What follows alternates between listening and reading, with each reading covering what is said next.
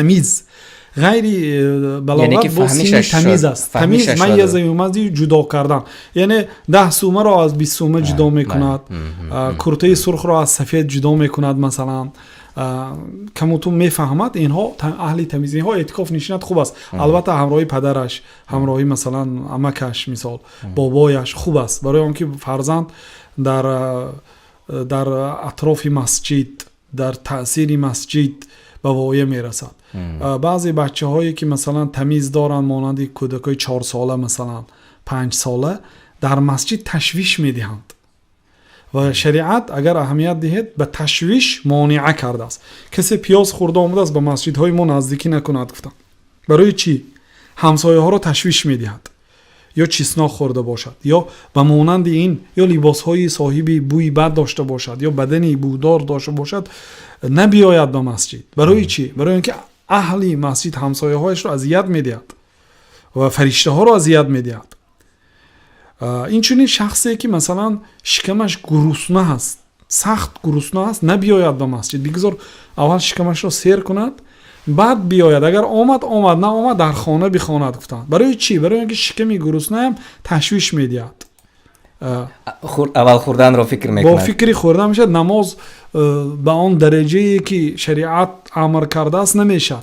لیکن در مسئله کودک ها شریعت تسامح یعنی عفو کرده است. بگذار تشویش دیان، غم میتیند کودک ها در مسجد یگان آواز میبرن، گریه میکنن، میخندن، میدوان. شریعت اونم تشویش است. تشویش است، یعنی این معنی اینا ندارد که پدر و مادری فرزند به فرزندش بی اهمیتی کند در مسجد. نه، حرکت کنه، در برش گیرد، آداب تیاد که در مسجد تشویش ندهد. لیکن با وجود این که تشویش از آنها خواهید نخواهید صادر میشود، شریعت دیده و دانسته اجازت داد، بلکه امر کرد که فرزندای به مسجد بیاریم در سن نابالغی.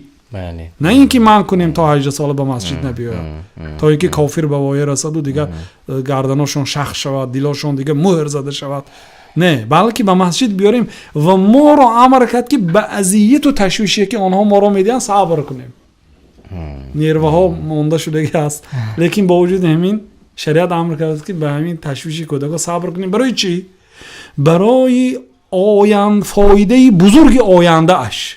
امروز ما کمتر ضرر را برداشت میکنیم، برای آینده فایده بزرگ دارد. در مسجد تربیه می‌یابد، 30 شب در مسجد تراویح میکنه با همراهی بزرگان، با همراهی موسفیدا. آنها در کجا همراهی موسفیدا جمع شوند؟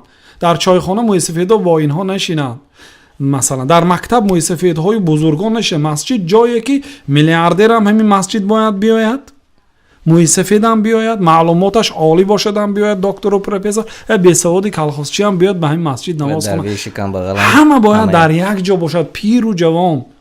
این است برابری مسلمان ها، عدالت اسلام. یک جای در یک وقت افطار میکنید، در یک قطار میایستید، در یک صف